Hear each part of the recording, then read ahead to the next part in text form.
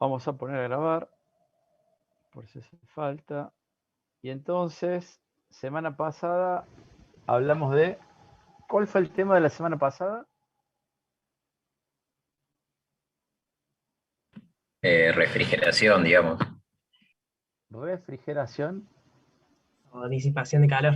Ya Claro, disipación era más correcto. claro. Disipación, y después vimos que había alguna forma de sacar energía calórica utilizando dispositivos, forzadores, etc. Vamos a avanzar hasta donde quedamos.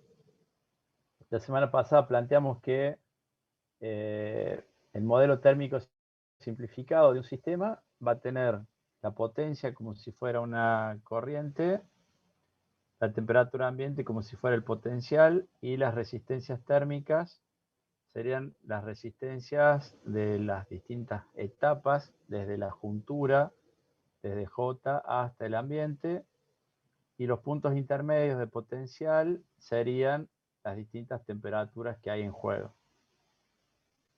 Vimos que hay valores típicos de resistencia térmica. Si montamos, en este caso era un TO92,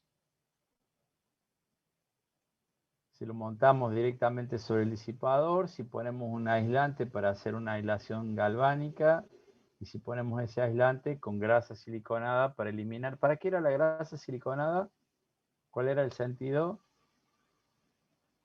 Para aumentar la superficie de contacto. O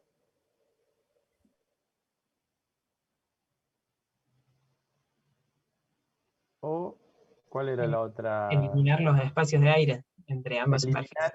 Exacto, eliminar la interfase de aire que aparece cuando tenemos dos elementos distintos. Esa unión de los dos elementos, esto que está acá, es una interfase de aire. Lo que tenemos que hacer es sacar el aire y ponemos un elemento que es mejor conductor que el aire. Bueno, entonces habíamos planteado un modelo utilizando un disipador, o sea, un elemento que tiene disipador montado sobre otro disipador. Por eso es que aparecen estas dos resistencias en paralelo. Y yo les decía que podíamos optar por un modelo en el cual no esté ese paralelo, o sea, eliminando o simplificando el cálculo, eliminando el disipador del dispositivo. Teníamos valores típicos para el encapsulado TO3, este encapsulado tipo huevo frito, las distintas resistencias, haciendo que haya un contacto directo. Fíjense que el directo me da 0,25, y si le pongo grasa, o sea, elimino la interfase de aire, tengo 0,12, o sea, tengo mejores condiciones térmicas. Vimos que hay fabricantes disipadores, y según la forma, el tamaño del disipador, será la resistencia térmica. Vimos un ejemplo con un 7805, y yo les conté la historia de ese dispositivo con el cual nos íbamos a hacer millonarios y que falló el día de la presentación. Y ese dispositivo consumía 0,5 amperes, que parece poca corriente, pero si tengo un 7805 con 12 voltios a la entrada y los 5 a la salida, y circulando ese medio vatio, ese medio amper a través de toda la electrónica interna del 7805, vimos que había una determinada potencia que disipaba el regulador. Vimos que hay una resistencia térmica si no ponemos disipador externo, y si la temperatura ambiente era 25 grados, vemos que la juntura se iría a 250 grados cuando el valor máximo es 125. ¿Qué es lo que ocurre en ese caso? En estas condiciones sin disipador. Se apaga porque el dispositivo está protegido por sobretemperatura. Si no estuviera protegido, ¿qué pasaría? Se quema. Claro, entra en la avalancha térmica, baja la resistencia, aumenta la corriente, aumenta la disipación, y en algún momento se termina quemando. Entonces, este cálculo nos dice que sí o sí debemos poner un disipador. Entonces, planteamos la idea de poner un disipador. Este es el dispositivo, este es el disipador, y teníamos la necesidad de poner un aislante galvánico. Entonces, en el modelo térmico, que tenemos este paralelo, lo desarrollamos como un paralelo, podemos plantear si fuese que el S7805 en un encapsulado TO220, no utilizamos el disipador que tiene el TO220, entonces solamente consideramos el disipador externo. Pensando en esto y haciendo cálculos, vemos que si usamos el disipador sin aislante galvánico, necesitamos agregar un disipador térmico que tenga una resistencia menor o igual que 22, entonces podemos elegir este. Y si ponemos una mica aislante o un teflón, habría que ver después, buscar cuál es el valor de resistencia térmica del aislante. En este caso el mica, son estos 2 grados centígrados por vatio. Vemos que es necesario poner un disipador que sea menor a 21,55. Bueno, 21,57, o sea que podríamos optar por este que está acá. ¿Qué pasa si usamos un 2N3055 en esta configuración aquí? ¿Qué tipo de análisis tenemos que hacer? Fíjense, tenemos 15 voltios acá, 4,5 voltios acá, o sea que la tensión colector-emisor está definida, colector-emisor, y tenemos la corriente que circula a través del transistor, o sea que sabemos qué potencia estaría disipando ese transistor. ¿Estamos hasta acá con el análisis? ¿A qué les suena este esquema que estamos viendo aquí? A ver cómo estamos con electrónica.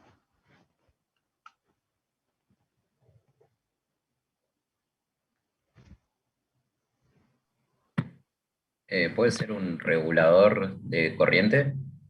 Un regulador de corriente o un regulador de tensión. Sí, sí, eso dije, de tensión.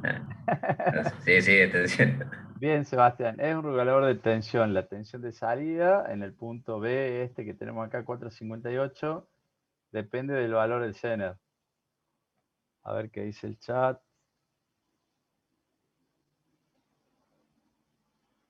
Claro, dice 7805, parece, ¿no? Este esquema, ¿a esto te referís, Nahuel, que esto se parece a un 7805? Sí, profe, porque es un regulador de tensión, digo. Por eso, como tenemos Claro. entrada 15 y salida 5 volts, más o menos se asemeja. Más o menos, esto que está acá sería lo que tiene internamente en 7805. Bien. Entonces, así como está, ¿podrá funcionar? Bien. En el modelo de cálculo, simplificado digo, sin disipador agregado, y estas son las condiciones de diseño: tensión de entrada, tensión de salida, corriente, temperatura ambiente, temperatura de juntura.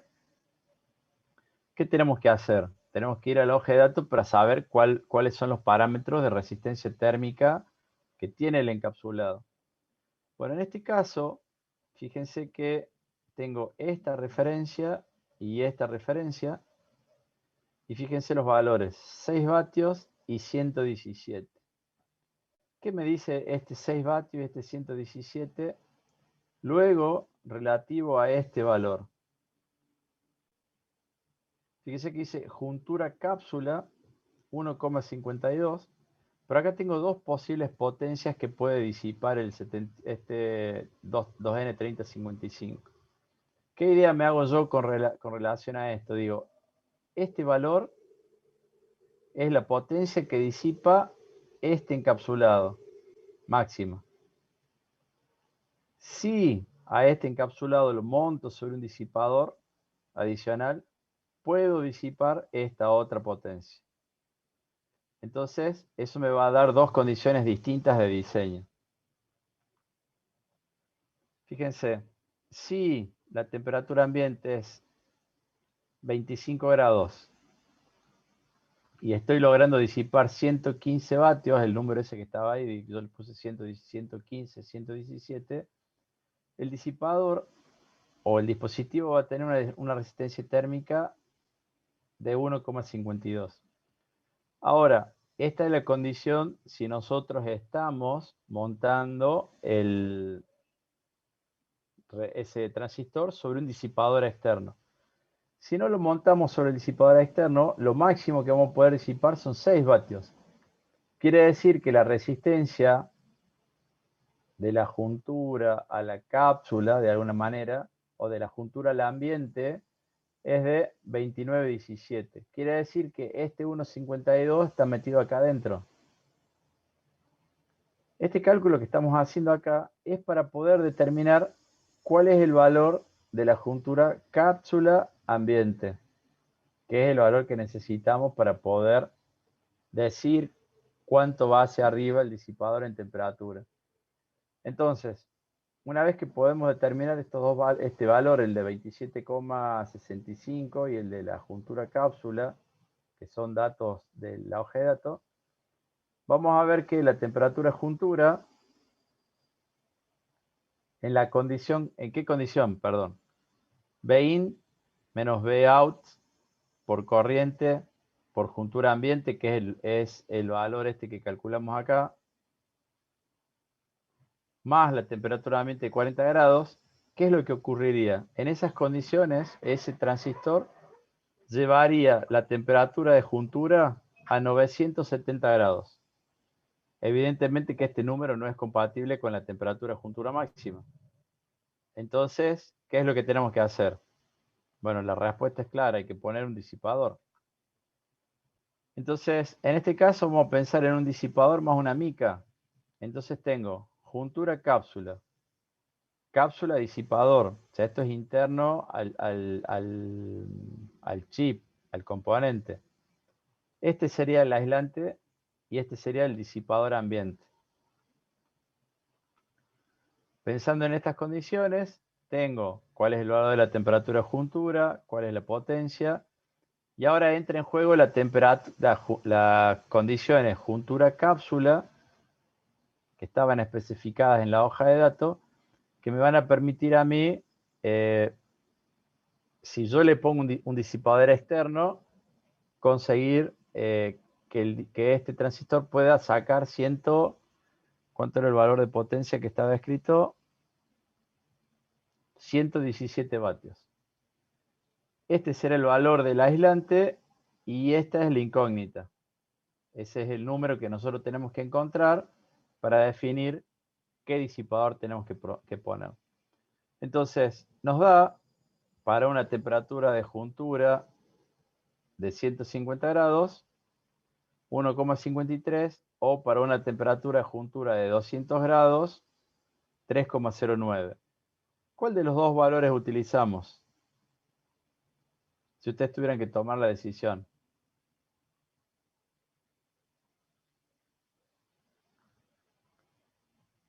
Recordemos que estamos en periodo de diseño, o sea, estamos dándole dimensiones a nuestro sistema. ¿Qué condición nos convendría tener en cuenta? ¿Qué les parece? ¿Y la peor? El peor valor. A la menos favorable. ¿Cuál sería? La de Con 200 grados. claro, una temperatura de juntura de 200. Bien, fíjense, está bien la respuesta no es correcta, pero está bien el análisis que están haciendo. Digo, si yo pongo, y esta es la respuesta, ¿no? Si pongo un disipador con este valor, mi temperatura juntura será 200. Si pongo un disipador mejor, mi temperatura juntura será 150. La pregunta entonces es, ¿qué me conviene usar? ¿La opción A o la opción B? Ah, no, claro, la B. La opción B, porque además de que le bajo la temperatura juntura, lo que me va a permitir es tener un margen de variación de la temperatura ambiente. Yo voy a poder subir la temperatura ambiente 50 grados más y voy a poder llegar a esta condición de 200 grados centígrados. Entonces voy a tener mayor robustez a las variaciones de temperatura ambiente. ¿Estamos hasta ahí? Entonces, ahora tengo definido una resistencia térmica y entonces tengo que decidir qué disipador puedo usar. Entonces tengo un catálogo de disipadores y decido que voy a utilizar este disipador que se llama, que modelo ABL 520 AB. Y dice que va a ser de 100 milímetros de largo. Entonces, este que se ve acá es un corte transversal del disipador. Acá vendría nuestro transistor 2N3055. ¿Y qué me dice esta gráfica? ¿Qué les parece?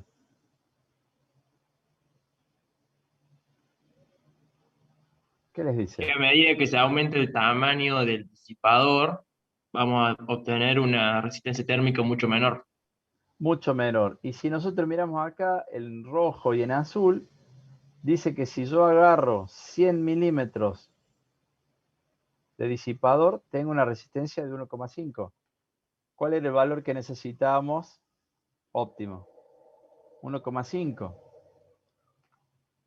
Y si yo a este disipador le meto un forzador de aire, ¿qué voy a tener para la misma longitud? Voy a tener 0,7. Quiere decir que mi dispositivo va a trabajar mucho más holgado en temperatura. Le voy a poder bajar mucho más la temperatura de juntura. Entonces, primero pensamos en un disipador que no tiene forzador. Digamos, la idea es que sea lo más barato posible dentro del mínimo costo de diseño. Ahora, si llega un momento que tenemos este disipador ABL 520 AB y necesitamos una resistencia de 0,4, 0,45. ¿Qué opciones tengo? Puedo poner Solamente forzado. solamente forzado. O sea, si yo quiero ir por menos de ese valor, necesito, primero, que sea mucho más largo y segundo, necesito forzarlo. Bueno, este forzado hay que entrar a la hoja de datos específica de este disipador y hay que encontrar cuántos litros por minuto tiene que entregar el forzador. O sea, ese es el otro cálculo que hace falta tener en cuenta. Entonces, depende de la forma, depende de dónde se monta el forzador, será el caudal de aire necesario para que se den estas condiciones. ¿Queda claro ese concepto? ¿El forzador qué puede ser, profe? ¿Un ventilador, algo de eso? Claro, claro, claro, un cooler. Acá tengo el disipador con las formitas estas así extrañas y lo que voy a hacer es montar un disipador. Perdón, voy a montar acá una turbina. Yo tenía hecho un dibujo, a ver. Sí, tengo hecho un dibujo de cuál debería ser el flujo, si tiene que ser saliente o entrante. Bien. Le respondí la pregunta, ¿no? Sí, profe.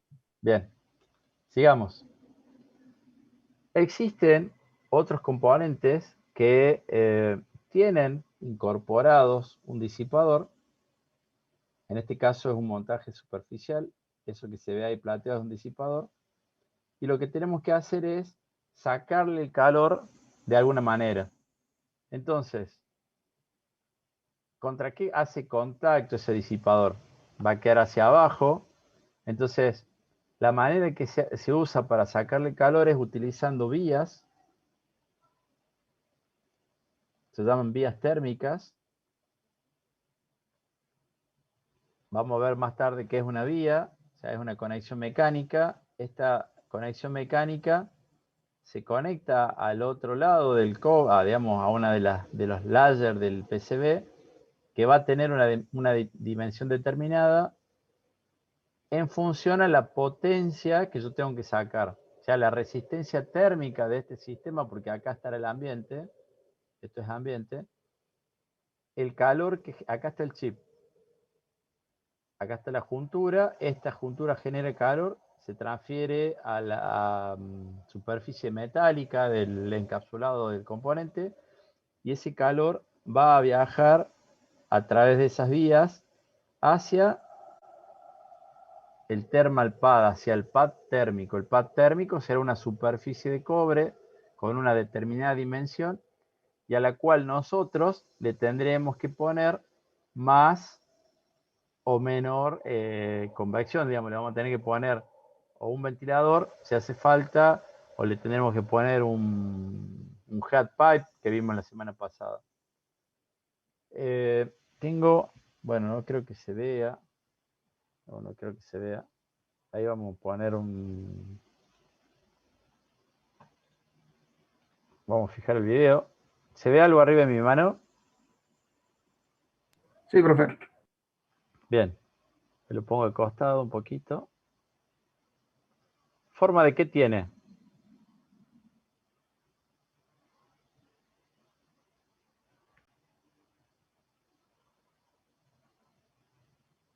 Un componente que tiene dos terminales. ¿Qué puede ser?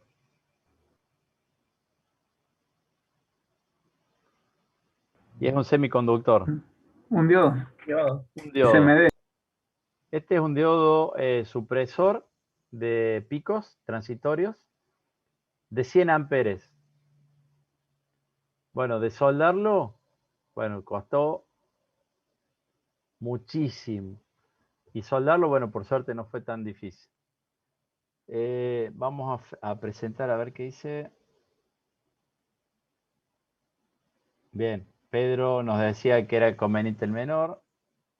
Y Nahuel dice, el flujo tiene que ser saliente, ¿verdad? Bueno, vamos a ver eso, Nahuel. No entiendo. Ahí. Tenemos una consideración a tener en cuenta. ¿Qué pasa con la terminación del disipador?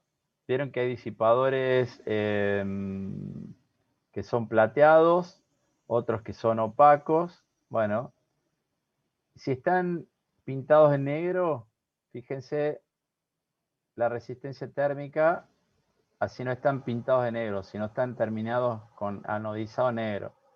Fíjense el mismo disipador cómo cambia las condiciones. O sea que es mejor si es negro el disipador. Esa es un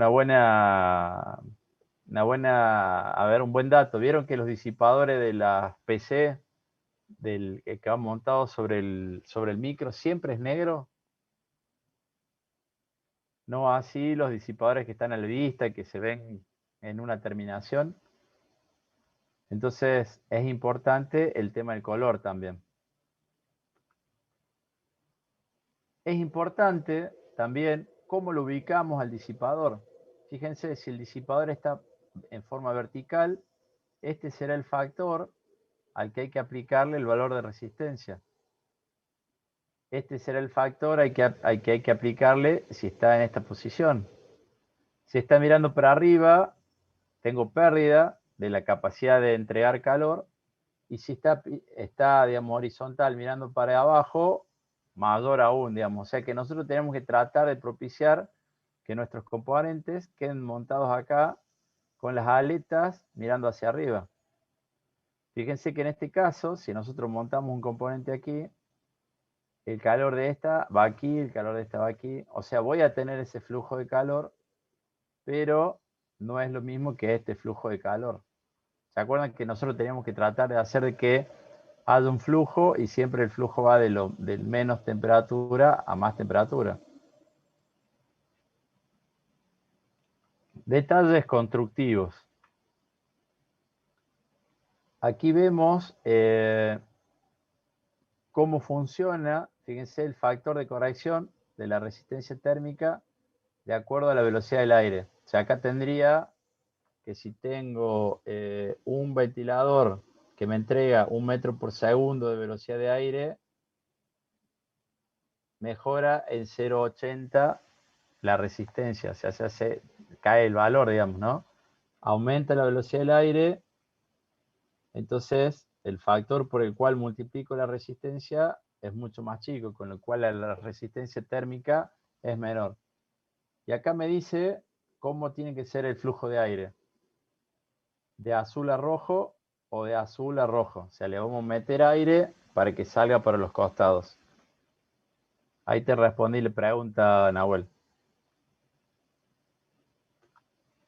Por eso, cuando ustedes, no sé si vieron que hay que hacerle mantenimiento a la PC, al ventilador, al disipador, hay que sacar el disipador del micro, hay que sacarle la grasa siliconada, poner grasa nueva. ¿Y dónde está lleno de pelusa? Aquí adentro. Porque el cooler la está chupando y la está mandando contra el disipador. De esta manera, además, no le metemos calor al cooler. Fíjense que si nosotros pusiésemos el flujo en sentido inverso, todo el calor que genera el dispositivo estaría pasando por el cooler. Entonces estaríamos, además de que no es óptimo, porque el camino de aire es mayor, tengo 2 salidas versus una sola, además estoy metiéndole calor, digamos, alta temperatura al cooler. ¿Alguna pregunta relativa a esto, jóvenes? Perfecto, dirigido, es muy bien. Bueno, si necesitan alguna información adicional, bueno, acá tienen algunos links relativos a algo de lo que vimos acá en este módulo.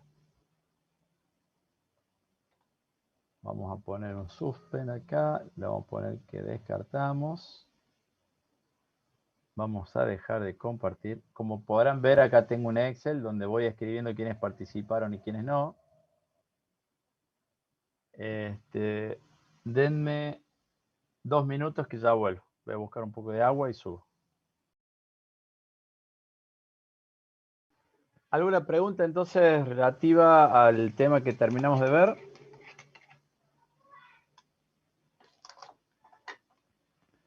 Bien. Si dicen que no,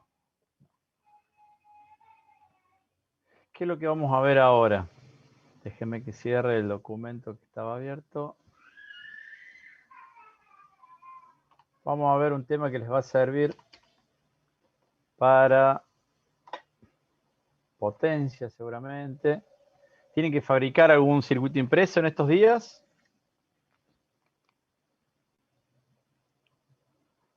Tengo entendido que es opcional, por lo menos para aplicar. No, ninguna cátedra obliga al armado de ningún PCB. Ah, bien, en este año no va a haber ningún armado de PCB, no hay fuente conmutada, no hay... No por ahora, no nos han dicho nada. Bien, no por ahora, perfecto. Pero en algún momento van a tener que armar un PCB. Entonces, ¿qué vamos a hacer? Vamos, dice negativo, afirmativo. Dicen que, a ver cómo dice el chat, déjenme ver. Dicen que volvíamos para agosto. Bueno, don Federico me parece que no. Improbable, dice Facundo. Nega afirmativo, dice Pablo Gómez. Y PCB, ¿qué es eso? Dice Fer Ferreira. Bueno, si Fer no sabe, hoy vamos a intentar arrancar con qué hacer cuando necesitamos trabajar con un PCB.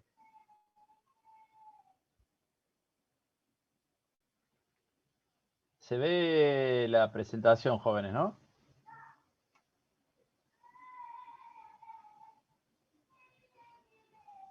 Ah, bien, Ferreira dice que sí, tiene unos trabajitos, era broma. Bien, buenísimo. Entonces, ¿qué es lo que tenemos que saber del PCB? Bueno, sabemos que es un sustrato. Ese sustrato nos va a permitir a nosotros interconectar componentes. Cuando hablemos de más de 2 capas, a ese PCB le vamos a llamar stack. Y necesitamos conocer cómo es el proceso de fabricación, digamos, nuestro proveedor de servicio de fabricación de PCB, para que nosotros hagamos nuestro diseño acorde a lo que nuestro proveedor nos dice y evitemos conflictos, por un lado. Y por otro, tenemos que conocer algunas reglas mínimas, algunos tips de diseño que nos permitan tener el mejor diseño posible en cuanto a robustez, a interferencias, a ruidos externos, a la resistencia mecánica, a la transferencia de calor, etc. ¿Qué tipos conocen ustedes de PCB? Ustedes han trabajado seguramente con simple faz y doble faz. ¿Alguien ha usado alguna vez PCB flexible? ¿Un PCB multicapa? ¿Alguien trabajó con PCB multicapa? Nadie. Bien. ¿Qué es lo que tenemos que tener en cuenta? Y fíjense lo que está puesto en azul ahí. Si nosotros hacemos una valoración de cuál es el costo que tiene el PCB en general, así en términos generales sobre el producto, el PCB representa solo el 10% del costo. Pero ¿qué ocurre si el diseño está mal hecho? Todo el resto a la basura. Bien, Lucy pregunta, dice, me gustaría saber qué software de diseño de PCB usan en las empresas actualmente. Yo empecé a practicar Altium. Bien, ya vamos a hablar, capaz que hablamos un poquito de eso. ¿Qué tenemos que saber con relación a los PCB? ¿Cuántos tipos de sustratos conocen ustedes? Volvamos para atrás. ¿Cuántos tipos de sustratos conocen? Fibra de vidrio. Ujú. Epoxi, Fibra de vidrio, epoxi, y luego, ¿cuál será el epoxi? ¿A cuál le llaman epoxi? ¿Al que es verde o el que es marrón y parece cartón? El marrón de cartón. Bien, al marrón de cartón. Bien, yo lo conozco como Pertinax. ¿Es así? Amén, sí. Se conoce como Bien. Pertinex. Perfecto. Entonces, el Pertinax o epoxi es el que se denomina FR2. Si ustedes entran a un sitio web de fabricantes de PCB, le va a decir qué tipo de PCB y no dice Pertinax o epoxi, dice FR2. Y si ustedes quieren algo de mejor calidad, dirá FR4. El FR4 es la fibra de vidrio. Bien, el FR2, FR significa Flame Retardant, o sea, es decir, que el material está preparado para soportar las llamas y no propagarlas. Es, en el caso del FR2, el Pertinax es papel impregnado con una resina fenólica. Ese material, el Pertinax, el epoxi, se utiliza generalmente en productos masivos por el costo. Tiene buenas condiciones físicas, eléctricas relativas al precio. Y hay que tener en cuenta, cuando elegimos este elemento, cómo va a ser el ambiente en el cual va a estar inmerso ese PCB. Porque nosotros pensemos que diseñamos una placa, no sé si me ven a mí ahí chiquito, diseñamos una placa. ¿Me ven a mí o no me ven, jóvenes? Sí, profe. Sí, sí. Sí, sí se ve. Esta placa es una placa que está fabricada en fibra de vidrio y que, bueno, por una cuestión de robustez y demás, decidimos hacerlo en este material. ¿Es más caro que el FR2? Sí, por supuesto. Pero bueno, tiene algunas características que la hacen superior. Fíjense, dice acá el grado de absorción de humedad. Yo tengo unos diseños que están ahí puestos en una fábrica que algunos de sus compañeros conoce, que el ambiente es bastante nocivo para los elementos porque hay como mucho vapor en el ambiente. Entonces, si yo pongo un FR2, ¿qué hubiera pasado? Absorbe esa humedad y comienza a perder las características propias del material. Básicamente la resistencia de aislación y la constante dieléctrica. O sea, si la humedad se mete dentro del material, cambian todas las condiciones físicas del producto. Si ustedes deciden utilizar FR4, el FR4, ¿cómo se fabrica? Se fabrica con algo que se llama prepeg.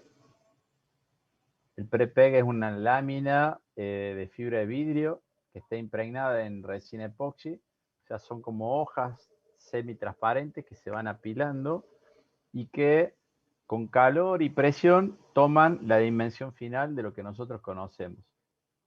En general vienen de 1,6 milímetros de espesor y la capa de cobre, ya sea la top o la bottom, tiene 35 micrones de espesor. Eso me dice que si yo peso ese cobre, voy a tener 1 onza por pie cuadrado. Bueno, esas capas de prepeg se van prensando, las capas de prepeg y de cobre se van prensando con calor, con temperatura, digamos, y presión, para darle el valor final, tanto de espesor como de cantidad de capas. Cuando nos referimos al espesor de cobre, lo vamos a definir en onzas y son onzas por pi cuadrado. Los valores que vienen, el estándar, 1 onza, y de ahí hay valores hacia arriba y también existe la posibilidad de valores hacia abajo. Vamos a frenar aquí. Déjenme bueno, vamos a seguir 2 filminas más y vamos a frenar y les voy a mostrar una especificación técnica. Bueno, acá vemos el FR2. Este es un zoom de la hoja anterior. El FR2 dice que tiene una resistencia de superficie de 60.000 ohms. Tiene una resistencia volumétrica de 4.000 ohms. Hay el método se llama IEC 249.1, capítulo 2.2. Capítulo 2.3 me dice cómo tengo que hacer para definir la resistencia de superficie o la resistencia volumétrica o, bueno, cada uno de los parámetros. Por ejemplo, tenemos la constante dieléctrica, 4,6 para el FR2. Sigamos. El FR4, lo mismo. Resistencia de superficie, resistencia de volumen, bueno, absorción de agua, me dice cuánto porcentualmente va a ser lo que tome de acuerdo a un determinado volumen, que está especificado en la normativa. Me dice cuál es la constante dieléctrica, 4,5. Factor de disipación, vamos a ver más adelante qué es el factor de disipación, cuando hablemos de dispositivos conductores, no conductores. Vamos a ver cómo se mide la resistencia superficial o la resistencia de volumen, el método. Pero quédense con esta idea. Cada dispositivo, cada tipo de material de base tiene distintas características que lo hacen superior uno sobre otro. Bien, vamos a frenar aquí y les voy a mostrar. A ver si lo encuentro aquí. Cuando ustedes deciden avanzar en el diseño de un sistema, de un circuito impreso, tienen que conocer primero un software de diseño, como preguntaba Lucy, cuál, Altium, KiCad, Proteus, el que a ustedes les resulte más cómodo. Y luego tienen que conocer cómo trabaja el proveedor de servicios de fabricación de circuito impreso. Ustedes en general, ¿qué hacen cuando tienen que fabricar o qué hacían cuando tenían que fabricar un circuito impreso? Alguien que me cuente. Fer Ferreira, por ejemplo. Perdón, dice al COE no le gusta su comentario. ¿Cuál es el comentario? ¿Cuál es el comentario, Nahuel?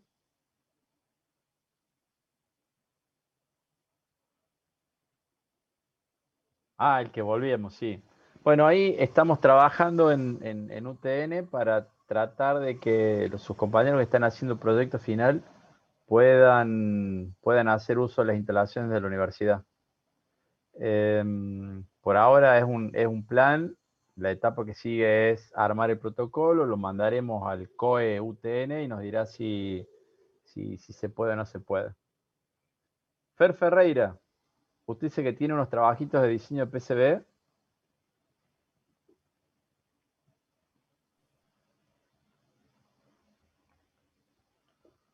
Fer Ferreira tiró la piedra y escondió la mano.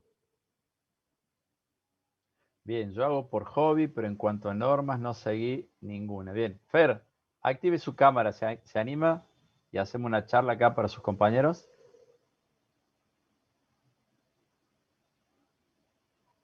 Fer.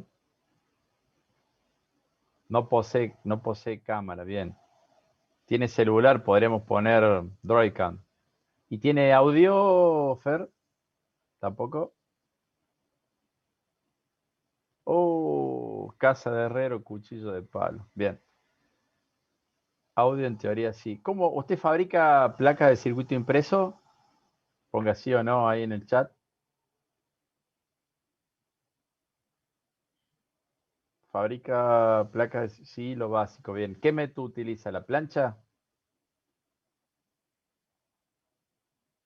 Sí, bien. ¿Doble faz, simple faz? Fibra de vidrio o FR4 o FR2. Ahora hablemos con propiedad. FR2 o FR4.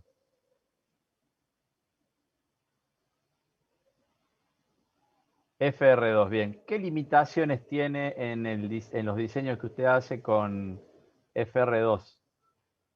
¿A dónde usted presta atención que no se tiene, sí o sí tiene que ser así? Las pistas, ¿qué es lo que tiene en cuenta? El ancho de las pistas. Bien, el ancho, bien. ¿Cuál es el mínimo? La separación. El ancho, la separación, porque su método de fabricación tiene limitaciones. ¿Es así?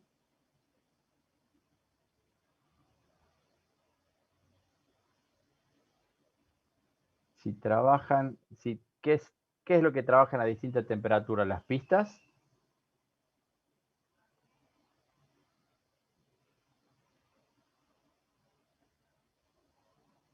Los dos tipos de placas. Ahí ya me perdí.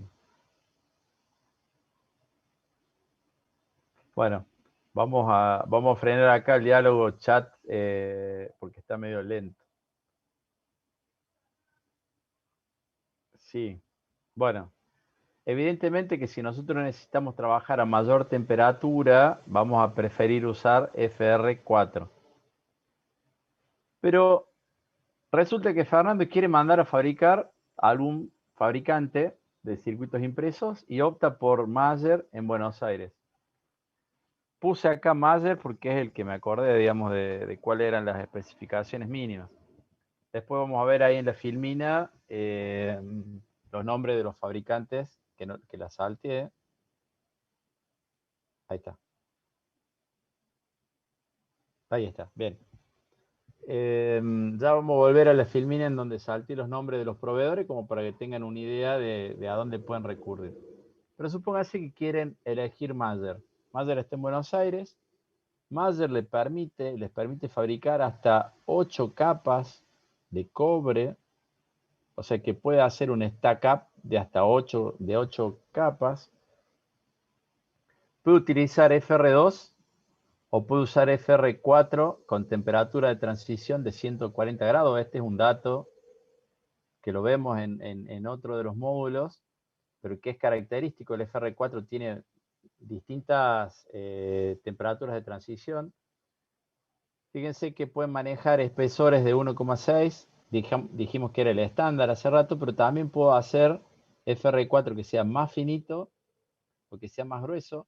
Más grueso será para mayor rigidez mecánica, más finito será para poder meterlo en lugares más pequeños.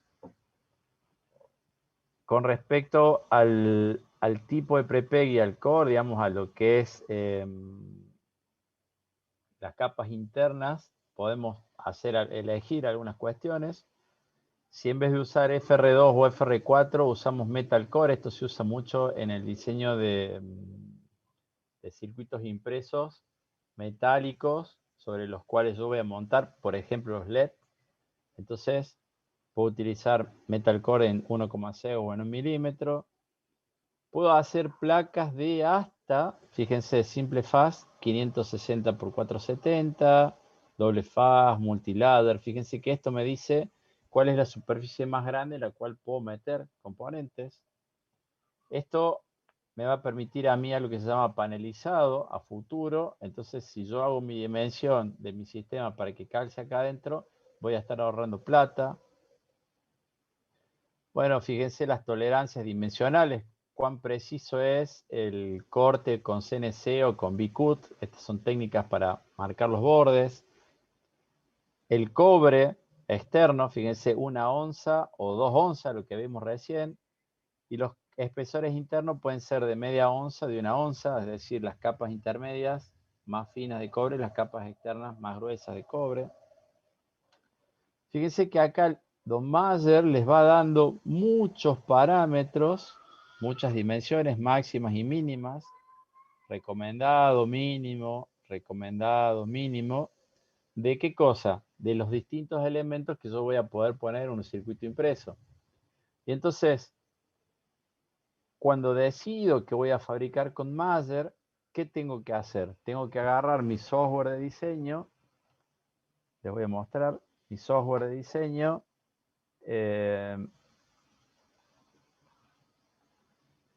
Ahí lo estoy abriendo. El software que ustedes prefieren, con el cual se sienten cómodos. Y entonces yo acá tengo un diseño y le digo que, por ejemplo, esta pista, o a ver, una que pueda toquetear, esta pista, la quiero hacer más ancha. ¿Cuánto más ancha puede ser? 150. Bueno, fíjense que se cambió de color, o sea que no puedo hacer que sea de 150 porque está pisando una pista interna. Pero yo quiero que sea más finita, 15. ¿Se puede hacer de 15? Sí. ¿Se puede hacer de 10? Sí. ¿Se puede hacer de 6? Fíjense que ya dice que no. ¿Por qué dice que no? Porque, perdón.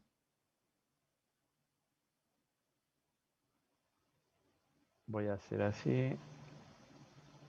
Ahí. ¿Por qué dice que no? Porque si yo me voy a Mayer y Mayer me dice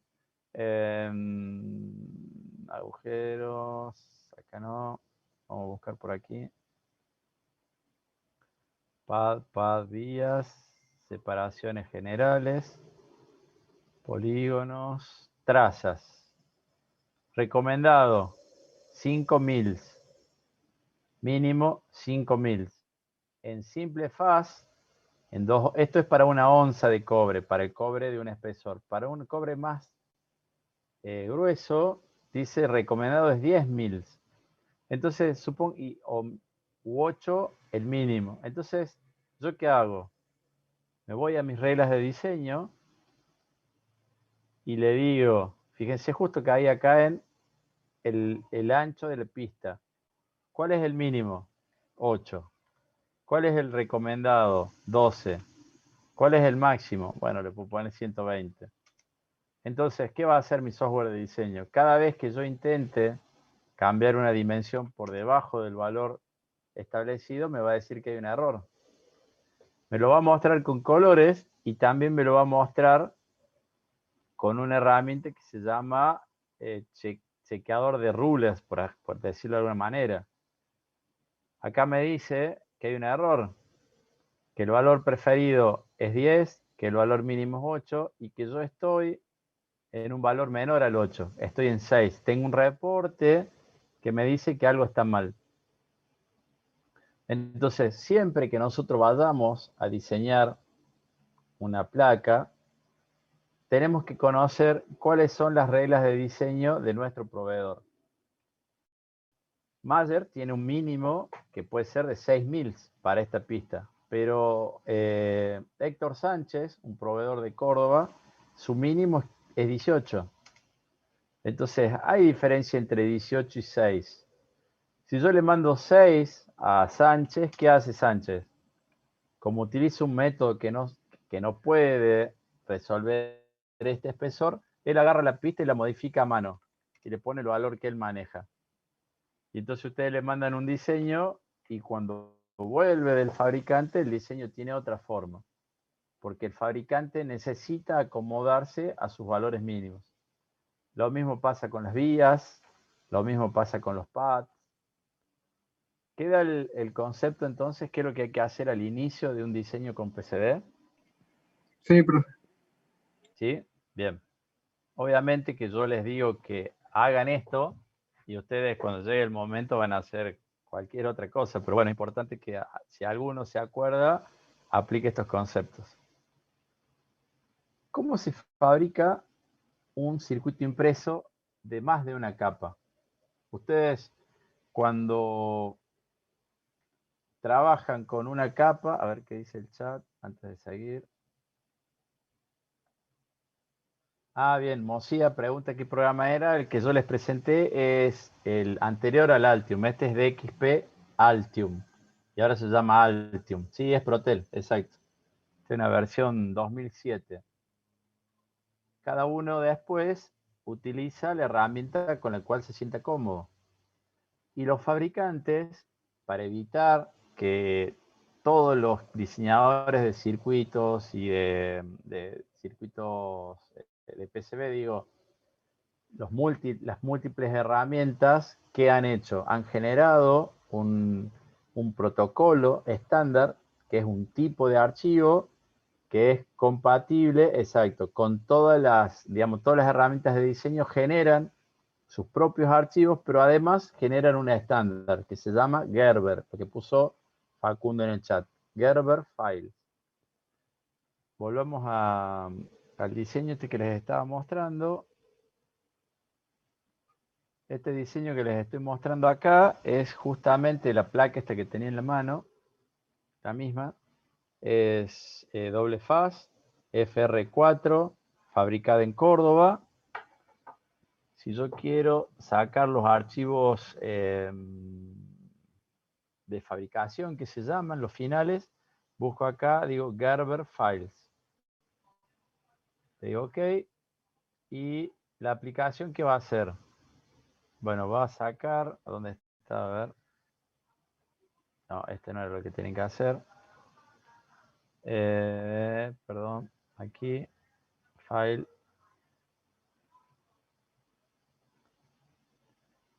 Final. Entonces, estos archivos son compatibles con las máquinas de fabricación. Y entonces, cada capa va a tener un archivo. Capa top. Esta es la top de top overlay. Serían las máscaras de componentes de arriba, la máscara de componentes de abajo. Este va a ser para un stencil de abajo. Esto es diagrama de perforaciones. Acá están mezclados.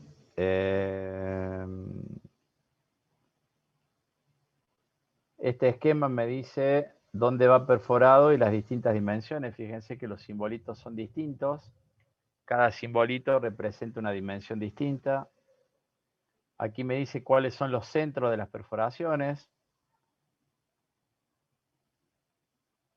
Acá me dice el diámetro y acá dónde es el centro de la perforación. Bueno, estos archivos son los que necesita el fabricante, que son estándar a las distintas herramientas.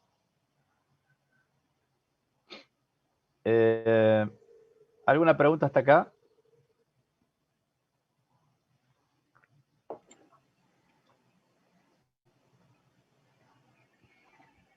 A ver, decía algo el chat.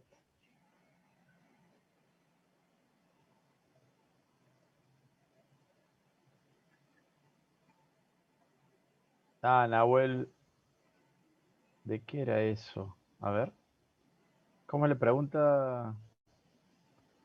Acá tengo, este es el PCB y este archivo tiene un esquemático. Acá está el esquemático. Y esta placa es un PLC Shield para Arduino.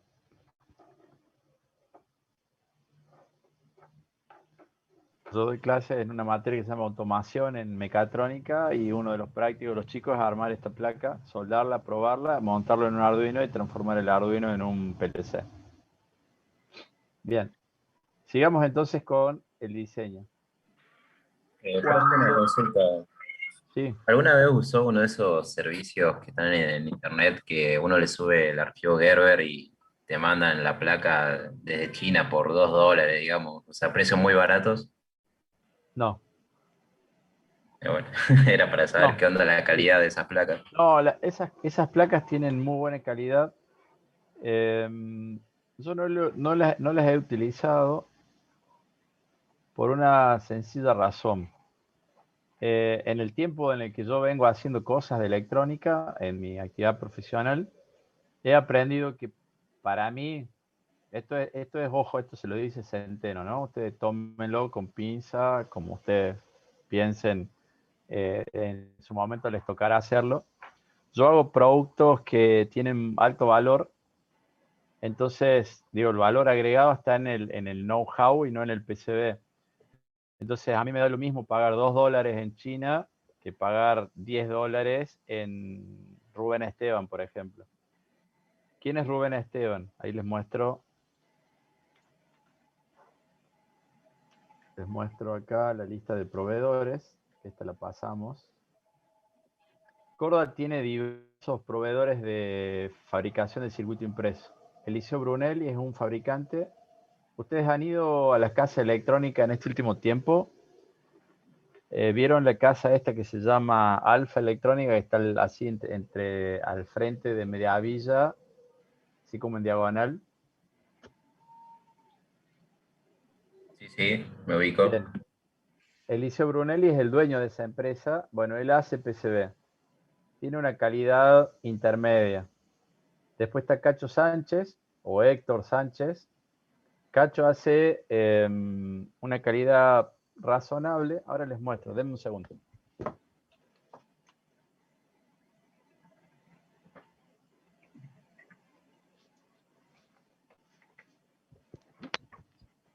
Cacho Sánchez tiene una calidad razonable de producto. Trabaja en FR2 y en FR4, hace placas de doble faz. Y después está Citem de Rubén Esteban, que hace calidad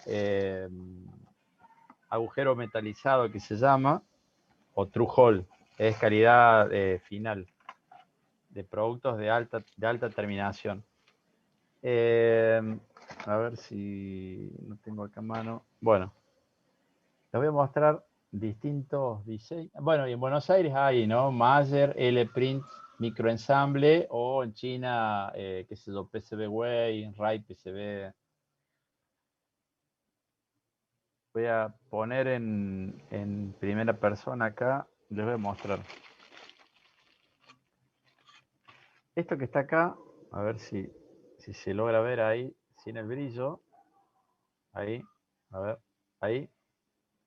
Esta es una placa de doble faz fabricada por Cacho Sánchez. Esta placa puede salir $5. La misma placa en tamaño, fíjense, la misma placa que esta que está acá en verde,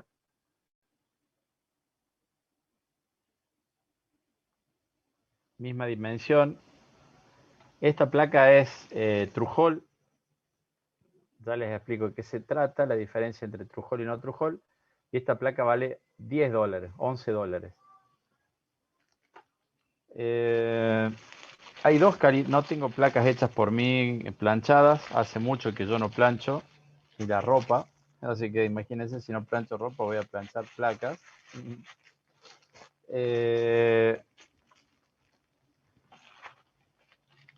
Acá tengo otra plaquita hecha. Esta es una plaquita hecha por Cacho. Fíjense que esta placa tiene color verde. Tiene serigrafía de componentes. Bueno, esta plaquita, al ser de una sola capa, Cacho anda excelente. Es mucho más barata que Rubén Esteban. Yo les decía que por experiencia fabrico en Córdoba, pago el costo de Córdoba y en términos generales, como los diseños que yo hago, primero que no son de alta velocidad, que no tienen condiciones muy específicas de diseño, se pueden fabricar sin problema en Córdoba.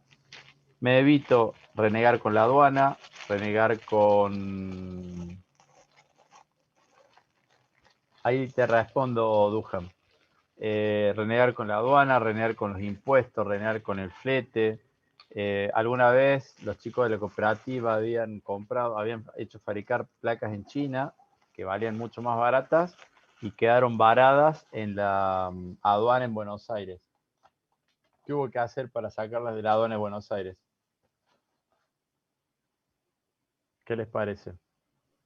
Pagar un precio, No, además de pagar el precio. irse para allá.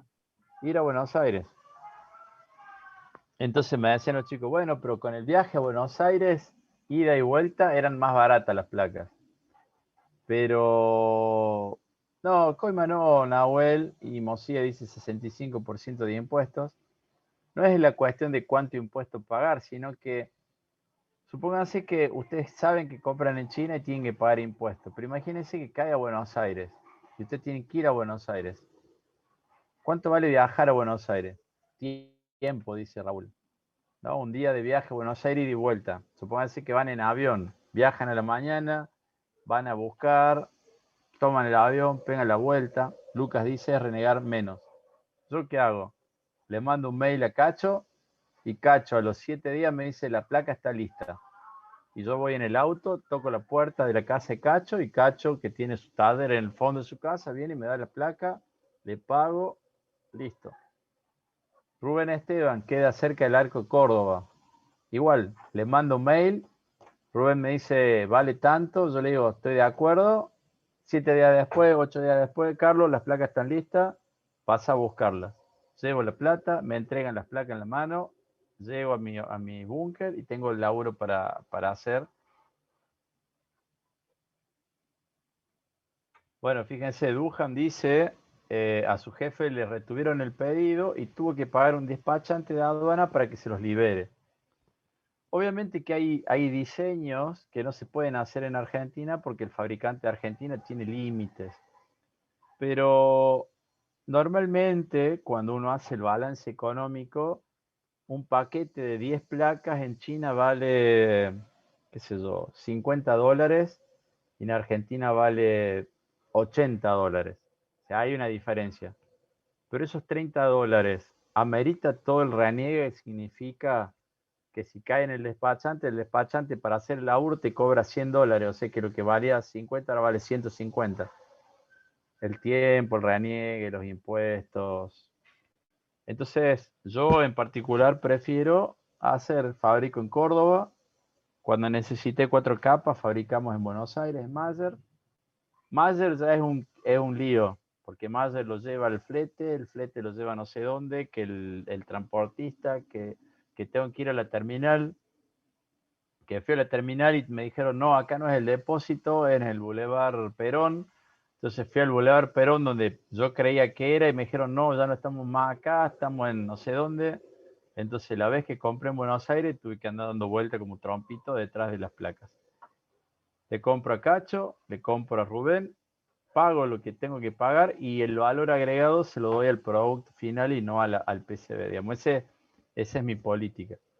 Ahora, si ustedes hacen 10.000 unidades, el jefe de Duhan capaz que hizo 1.000 unidades, en 1.000 unidades sí hay diferencia hacer en China o hacer en Argentina. Y hay que correr el riesgo. 120 hizo Duhan. Sí, 120 placas. Bueno, 120 placas por $10 son $1.200. Si la diferencia de una placa a la otra son $10, bueno, obviamente que conviene China. Pero no hay que hablar en inglés, no hay que renegar con el chinito que recibe el mail y que no entiende. Bueno, hay un montón de cosas que suman a hacerlo en Argentina. Yo propongo hacer en Argentina, le doy trabajo al argentino, queda el dinero dando vuelta en el país, no saco dólares afuera y listo. No sé si le respondí, le preguntas, alguien había hecho la pregunta por ahí, le respondí. Bien. No, profe. Pero sí, Bueno. sí, queda claro. Sí, bien. Es mi posición, ¿no? Yo voy siempre en contra de la corriente, pero a mí me funciona. Bueno, dice Cacho, después se va a Miami con lo que junta de las placas. Sí, Cacho labura solo, me parece, en su casa y a Cacho le gusta ir a pescar. Así que Cacho hace placas y un día desaparece y vuelve 3 días después, bueno, esa semana te avisa, no voy a estar. Cacho se fue de casa, de pesca. Para mí un grosso. Ustedes cuando tengan que hacer diseño de placa, les puedo asegurar que si le encuentran la vuelta, lo contratan a Cacho y chao. No tienen que tener ni perforadora, ni impresora láser, ni ácido, ni recipiente para el ácido, ni lija, ni sierra, nada. Cacho toma el diseño y Cacho le da una plaquita terminada, lista para soldar.